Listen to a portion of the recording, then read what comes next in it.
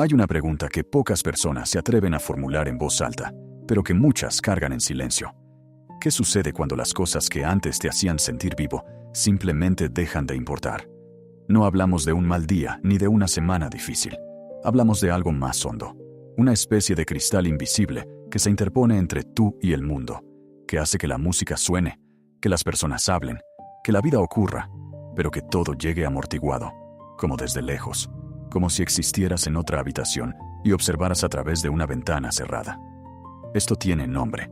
La ciencia lo llama anedonia, y lo que está comenzando a revelar sobre sus mecanismos profundos es, al mismo tiempo, inquietante y esperanzador.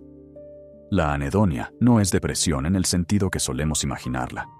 No siempre viene acompañada de llanto ni de oscuridad manifiesta. A menudo, llega disfrazada de neutralidad. Uno puede ir al trabajo, mantener conversaciones, cumplir con las rutinas, y sin embargo, sentir que algo esencial ha sido sustraído sin que nadie lo note. Es la pérdida del placer anticipatorio, esa capacidad de mirar hacia el futuro y sentir que algo bueno te espera. Cuando esa facultad se apaga, el horizonte se vuelve plano, y vivir con un horizonte plano agota de una manera que muy pocos comprenden. Para entender por qué ocurre esto, es necesario descender hasta la arquitectura del cerebro. El sistema de recompensa humano opera liberando dopamina no tanto como respuesta al placer en sí, sino como señal de que vale la pena moverse, intentarlo, desear. La dopamina es la química del querer, no del tener, sino del ir hacia. Lo que ocurre en la anedonia es que esta maquinaria no desaparece, pero se desregula. Estudios de neuroimagen documentan una reducción en la actividad del estriado ventral y del córtex orbitofrontal, regiones encargadas de asignar valor y significado emocional a las experiencias. El cerebro recibe la información sensorial, pero fracasa en convertirla en deseo, en impulso de participar. Es como una partitura que el músico lee, pero que ya no logra interpretar. La investigación apunta a múltiples factores que convergen. El estrés crónico modifica la sensibilidad de los receptores dopaminérgicos, embotando gradualmente el sistema de señalización. El aislamiento social activa vías inflamatorias que afectan directamente la química del placer. Y de un modo más sutil pero no menos poderoso, la sobreestimulación constante.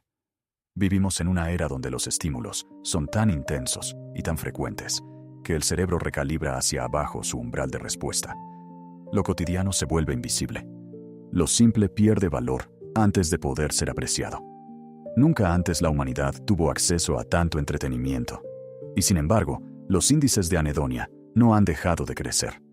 Pero la pregunta que realmente importa es si hay un camino de regreso. Y aquí la ciencia ofrece algo distinto al pesimismo que podría insinuar todo lo anterior. El cerebro adulto, aun cuando sus circuitos de recompensa han perdido tono, conserva una capacidad de reorganización que hace apenas décadas se consideraba imposible. El primer principio que emerge es aparentemente contradictorio.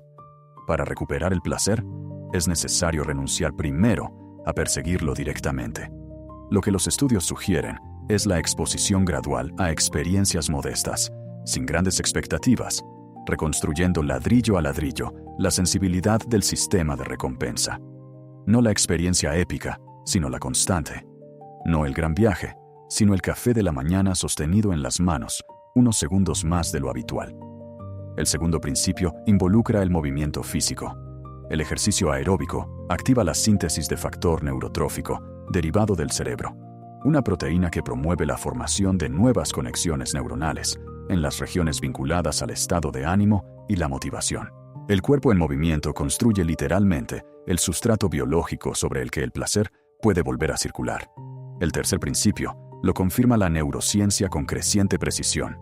La calidad de la atención transforma la calidad de la experiencia. La práctica regular de la atención plena reduce la carga de procesamiento cognitivo que impide la experiencia directa. Es como limpiar el cristal que mencionábamos al principio. La realidad no cambia, pero su llegada al interior se vuelve menos filtrada. El cuarto principio es el que quizás genera más resistencia en una cultura que valora la autosuficiencia.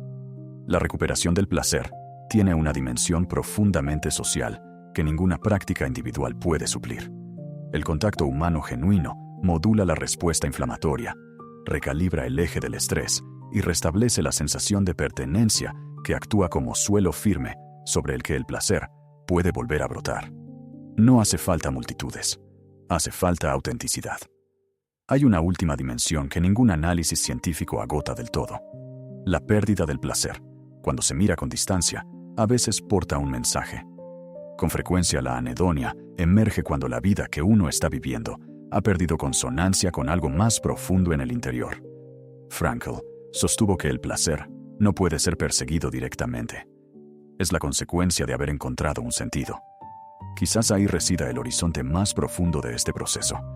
No solo recuperar la capacidad de sentir, sino preguntarse qué es lo que verdaderamente merece ser sentido. Si reconoces ese cristal, esa distancia entre tu vida y tu capacidad de habitarla, quiero que sepas que no es una debilidad ni una sentencia permanente. Es una señal del sistema, y los sistemas, cuando se comprenden, pueden ser reajustados. El cerebro que hoy traduce mal la alegría es el mismo cerebro que posee la capacidad de aprender a traducirla de nuevo. Y ese es quizás el hallazgo más luminoso que la neurociencia nos ha entregado, que el órgano que puede enfermarse es también el órgano que puede sanar.